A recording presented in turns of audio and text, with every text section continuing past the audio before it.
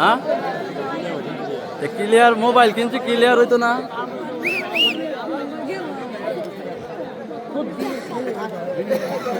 Already আমাদের vote গণনা চলতেছে।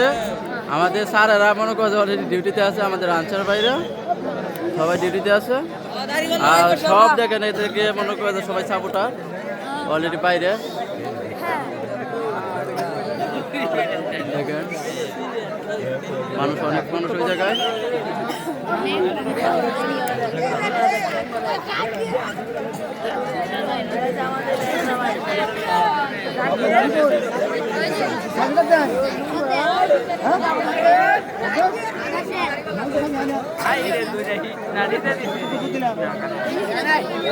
পয়সা করে না যা, পয়সিল্লা করে না যে।